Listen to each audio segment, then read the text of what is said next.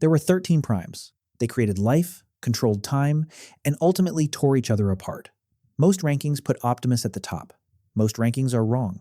By the end of this list, you'll know who the actual strongest prime is, and why the franchise has spent 35 years quietly erasing his name from the record. Ranked by raw power, feat history, and what the Covenant of Primus actually says, not by who you grew up watching. Alpha Trion. The historian, the weakest prime, never fought a single battle in his life, and that's exactly why he outlived the other 12. Alpha Trion wasn't built to fight. He was built to remember. He was given total recall and a direct connection to the spark of Primus, not as a power, but as a stabilizer, because carrying the full weight of all history without something anchoring you to the present would break any mind completely. His artifacts were the Covenant of Primus and the quill used to write it. That's the entire arsenal, a book and a pen. Alpha Trion is the only prime whose superpower is paperwork. He's the weakest in combat and the most powerful in memory, and memory is what survives wars. One detail worth flagging. Making Alpha Trion one of the original 13 was a creative decision made during the Aligned era. Earlier lore implied the original 13 all died long before his story began. The franchise quietly rewrote its own history through the one character whose entire job is writing history. Alpha Trion's weapon was history. The next prime's weapon was language, and language hurt more. Liege Maximo, the manipulator, the most dangerous prime, never fought anyone directly. He didn't have to. Liege Maximo was not the strongest of the 13. He was the most patient. His artifact was the Liege dart's toxin-filled projectiles. But the Covenant is direct about this. The darts were never his real weapon. His words always were. He could find the weak spot in any person, any relationship, any belief, and wait a very long time for exactly the right moment to use it. He quietly maneuvered Megatronus and Solus Prime toward the choices that broke the group apart. He never destroyed the 13 himself. He positioned others to do it for him. Liege Maximo is the prime who won every fight he never started. One publishing note. His name is correctly spelled Liege, but the original Marvel printing had a typo, and it came out as Liege, making him one of the only Transformers characters whose misspelling is part of the official record. His severed arm later shows up as a relic wielded by Megatron. Even as a detached limb, he was still causing problems. Liege manipulated others into using their power. The next prime built the power Liege used. Solus Prime. The Maker. Every weapon that ended the Age of Primes came from one prime's forge. Solus wasn't the strongest fighter. She was the only one in existence who could do what she did. Her tool was the forge, but the Covenant of Primus is specific. The forge alone was limited. It only became world-shaping when used alongside a creation lathe, with Solus's own intention and focus driving every single strike. Against her better judgment, she agreed to forge the Requiem Blaster for Megatronus. One decision pushed into existence by someone working against her, and it started the collapse of everything the 13 had built together. Solus is the only prime who ever made a weapon she lived to regret. She didn't cause the war. She was used to start it. The Covenant never lets you forget the difference. Solus built the weapons. The next prime gave every Transformer the ability to use a body at all. Amalgamus Prime. The shapeshifter, every transformation in this franchise, every truck, every jet, every dinosaur mode runs on technology one prime invented and gave away for free. Amalgamus never held a single form. His body was in constant motion, shifting and reshaping endlessly from one configuration to the next. He carried two artifacts, a scythe that also never stopped changing shape, and something far more significant, the original transformation cog. That device is the literal prototype for the T-cog inside every Transformer ever built. Every time any Transformer converts from robot mode to vehicle mode, they're running on technology that traces directly back to Amalgamus Prime. Every transformation, across every continuity, every film, every show, all of it starts here. Amalgamus is the only prime whose legacy is inside every other character in the franchise. He gave others the ability to change. The next prime made the ones who used that ability stronger than they could ever be alone. Micronus Prime. The amplifier. The smallest prime was the one without whom none of the others could reach their full power. Micronus was the smallest of the 13 by a significant margin, but size had nothing to do with what he could do. He carried more concentrated energy than any of the others, and his ability was amplification. Link himself directly to another prime, and that prime's output went somewhere it could never reach alone. He could even borrow pieces of their abilities while connected. The artifact that made those links possible was the Chimera Stone. Micronus sat on Solus's shoulder during forging sessions, quietly feeding extra power into every hammer strike, making her creation stronger than even she could manage alone. The smallest one in the room, making the room work. 9 primes left. Every one of them more powerful than the last. The top 3 rewrite what powerful actually means in this franchise. Micronus made others stronger.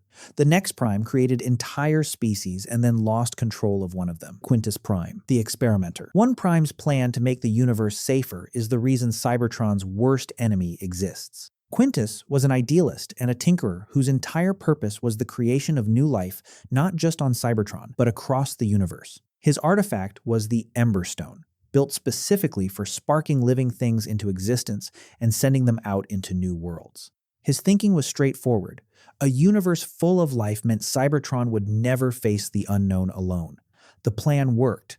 That's the problem. The Covenant reveals that the Quintessons, the robot slavers who appear throughout Transformers history, insisting they invented all Transformer life, are direct descendants of experiments. Quintus started and never finished. He walked away from them. They didn't disappear, they evolved. They became one of the most dangerous forces in the known universe. Quintus got exactly what he wanted, in the worst possible version of it. The Prime who tried to prevent isolation built the species that would later try to enslave his own. Quintus created life. The next Prime figured out how to combine it, Nexus Prime. The first combiner, every Gestalt, every Devastator, every Predaking, traces back to one Prime who could do something none of the others could. Nexus Prime holds one specific title in Transformers lore.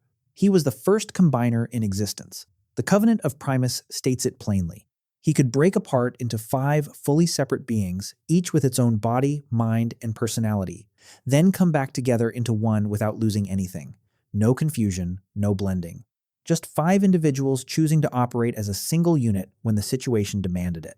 His artifact was the enigma of combination, which could reshape itself into almost any physical form, because its power was never contained in its shape. The ability was woven into everything Nexus already was. Nexus is the Prime who proved that being 5 people at once doesn't have to mean losing yourself. Real-world side note, his original name was Nexus Maximus, changed because of a trademark conflict. One of the clearest examples in franchise history of corporate paperwork directly rewriting official mythology. Nexus saw individuals as a team. The Next Prime saw the universe as a pattern none of the others could perceive. Alchemist Prime, the mystic. One Prime walked through the same world as the others and saw something completely different. Where they looked at the world and perceived mechanics and structure, Alchemist saw spiritual cycles and elemental forces patterns underneath the patterns. He was less a soldier and more a magician, capable of transmuting metals and temporarily altering the physical nature of objects around him.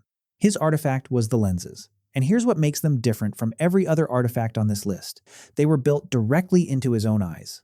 Not a weapon anyone else could pick up, carry, or use. Part of him. Only ever him. Alchemist is the only Prime whose superpower can't be stolen, because it isn't equipment.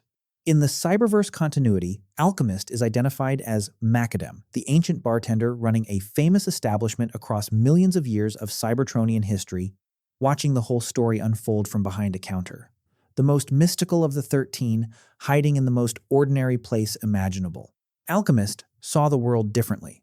The next Prime moved between every world and every moment. Vector Prime.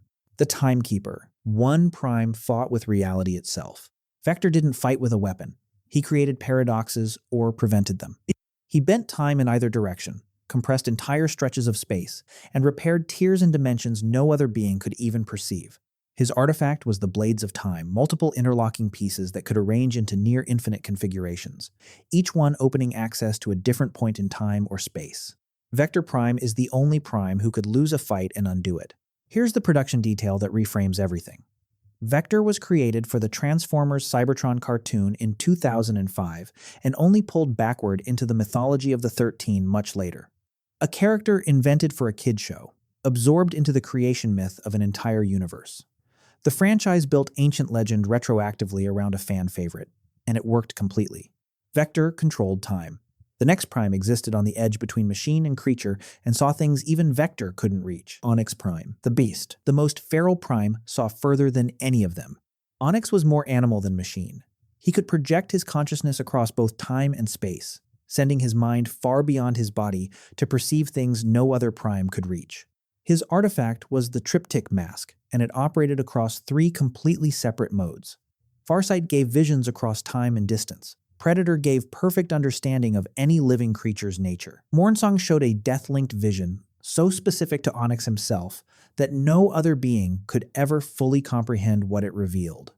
Not a power he could share, a burden that belonged only to him. Onyx is the only prime carrying a power he couldn't share and didn't want to. 3 primes left. The first one is the villain everyone knows. The second is a god most fans have never heard of. The third is hiding in plain sight. Megatronus. The Fallen. The villain you think you know was the second most powerful being on this list, and he never reached his ceiling. Megatronus was built to mirror Prima. Same strength, same potential. But he believed something about himself that none of the others did, that he was made too close to Unicron's nature to ever truly be good. That belief didn't make him try harder. It gave him permission to stop trying at all. His weapon was the Requiem Blaster, a plasma cannon powered by the core of an actual sun forged by Solus at his request. He knew exactly what he was going to use it for when he asked. When the war between the 13 ended, he gave up his name entirely. He was no longer Megatronus, only the Fallen. He exiled himself through a dimensional bridge into deep space. Megatronus is the only prime who chose to lose. One thing worth knowing? In Transformers 1, Megatronus dies a hero. A martyr, not a villain at all. That reframing tells you something important. Megatronus is not a biography. He is a role. And different universes cast that role differently. The character is whoever the story needs him to be. Megatronus had power. The next prime had power and certainty, which is what made him the original hero. Prima, the first. Before Optimus, before the war, before the concept of 13 primes even existed, there was Prima. He was the closest thing to Primus that ever existed in physical form. The original hero. Selfless. Certain. The kind of leader who never doubted for a second what the right thing was, which made him incredible in a crisis and exhausting to be around. His weapon was the Star Saber, a blade that could cut between individual atoms or split a mountain clean in half, depending on what the moment needed. Prima is the prime who never had a single moment of doubt. Here's the detail that separates him from every other prime on this list. He predates the concept of the 13 entirely, appearing in a 1989 Marvel comic called Primal Scream, before the group he leads even existed as an idea. The legend came before the list he was eventually put on. Prima was first. Prima was first in the timeline. He's not first on this list. The strongest prime is the one who erased himself from history, and he had a very specific reason. The 13th prime. The mystery. The strongest prime in Transformers lore made sure you would never be able to find him. Alpha Trion replaced his name in the Covenant with the symbol for the number 13. Not searchable, not trackable, not findable. The 13th then stepped down from being a prime entirely and went to live as an ordinary Cybertronian, not above his people. One of them, the Covenant describes him as an extraordinary warrior with what it calls the fortitude of kings and no ego attached to any of it. He was calm, dutiful, and ultimately the mediator and visionary the group needed most. His final words were 3. All are one. He said them at the close of the Age of Primes and walked down into the Well of All Sparks carrying Onyx with Micronus still on Onyx's back, refusing to let go. And here's the line that changes everything. The Covenant later states that the Matrix holds the collected knowledge of all 13, including, and this is a direct quote from the source, Optimus Prime's own long-forgotten legacy. That single sentence is the closest the aligned continuity ever gets to saying out loud that Optimus and the 13th are the same soul. The strongest prime is the one who decided power wasn't worth being remembered for. Other continuities cast different characters in the role. Sentinel Prime, Nova Prime, Zeta Prime. The identity was never locked. That's the point. The 13th isn't a person. He's a choice anyone can make. 13 primes, 12 names you can search. One you can't. And the one you can't is the one the entire franchise quietly bends around. If you made it through all 13, you already understand more about primes than most people who've watched the movies. Next on the list, every Transformers combiner ranked by raw power. The number 1 has beaten Devastator in a straight fight, and most fans don't even know his name. Until then, did we rank Megatronus too high, or not high enough? Drop it in the comments.